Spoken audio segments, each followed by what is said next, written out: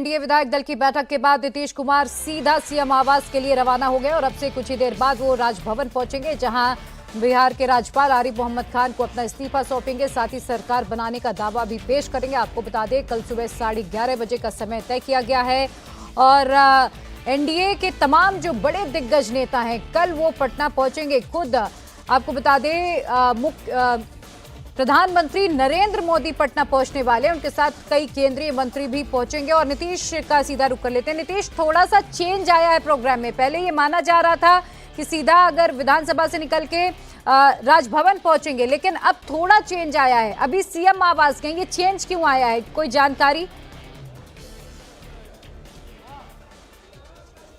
नहीं, चूंकि बैठक के बाद अब जो सबसे अंतिम प्रक्रिया है अब वही है कि वो इस्तीफा दें और उसके बाद राजभवन में सरकार बनाने का दावा पेश करें।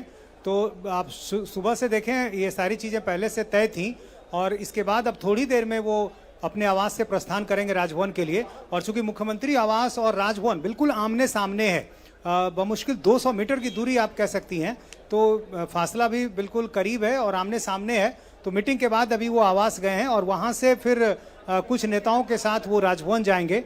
और अभी जो मीटिंग खत्म हुई है एनडीए विधायक दल की, उस मीटिंग से तमाम लोग जो है वो बाहर निकल रहे हैं और बता रहे हैं कि आखिर मीटिंग में क्या कुछ हुआ। रूडी जी, क्या कहेंगे, जो बैठक हुई उसमें किन बातों को मोटे तौर पर रखा?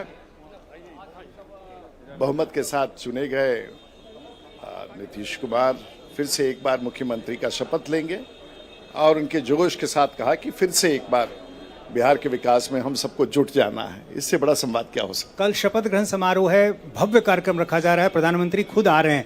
इसके जरिए एक बड़ा संदेश शायद देना चाहती है बीजेपी। आने वाला समय बिहार के लिए बहुत भव्य है और यही संवाद पूरे बिहार को है और पूरे देश को है। आपको क्या लग रहा है कि बंगाल में जो चुनाव होने हैं अभी, उस पर भी इसका असर होगा?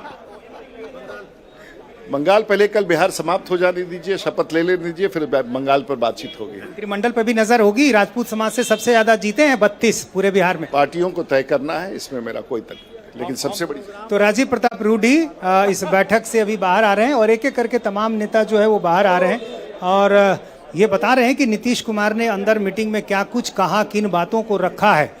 और जाहिर है अब यहाँ से तमाम विधायक जो है वो मुख्यमंत्री आवास की तरफ प्रस्थान कर रहे हैं, क्योंकि नीतीश कुमार यहाँ से अपने आवास के लिए गए हैं और थोड़ी देर में वो अपने आवास से ठीक मुख्यमंत्री आवास के सामने राजभवन जाएंगे और वहाँ इस्तीफा देने के बाद वो सरकार बनाने का दावा पेश करेंगे। तो अब बस थोड़ी देर में ये तमाम जो औपचारिकताएं हैं वो पूरी हो जाएंगी और उसके बाद फिर सबकी नज़र इस बात पर होगी कि राज्यपाल को जब वो मिलेंगे उसके बाद वो समर्थन पत्र देंगे जो एनडीए के तमाम विधायकों का। ये बताइए कि जो मीटिंग हुई उसमें क्या कहा नीतीश जी ने, किन बातों को रखा? वही कि अब विकास हुआ है और विकास को रफ्तार और तेजी होगी। डबल इंजन की सरकार है। प्रधानमंत्री जी भी बिहार के लिए विशेष रूप से चिंतित रह रहे हैं। तो ये आने वाला 5 वर्ष जो है बिहार के लिए स्वर्णिम समय होने जा रहा है। और क्या ये भी कहा कि जो आने वाले समय में कोई लक्ष्य है, जो चुनौतियां हैं, वो क्या कुछ करना चाहते हैं? ऐसा कोई स्पेसिफिक नहीं बताया उन्होंने, बस यही बताया कि बहुत से काम हुए हैं पिछले 20 वर्षों में, खासकर 2006 के बाद से। और अभी जिस तरह का विश्वास जनता ने प्रचंड बहुमत दिया है और जिस तरह से प्रधानमंत्री ने स्वयं कई मंचों पर से घोषणा की है कि हम हर प्रकार से जो बिहार के प्रगति के लिए काम करेंगे, तो अब ये जो प्रगति जो शुरू हुआ तो रफ्तार पकड़ने जा। अब आप लोग जा रहे हैं राजभवन की तरफ बढ़ रहे हैं? निकल गए बड़े नेता तो ना, हम लोग की जरूरत नहीं वहाँ पर। हम लोग तो सिर्फ औपचारिकताएं हैं कि वो सरकार बनाने का दावा पेश करेंगे। 11:30 बजे शपथ भी हो जाएगा। बिल्कुल नीतीश, अब जो अंतिम औपचारिकताएं हैं वो पूरी हो रही है और अब से कुछ ही देर में नीतीश कुमार राजभवन पहुंचेंगे, जहां पर सरकार बनाने का दावा पेश करेंगे।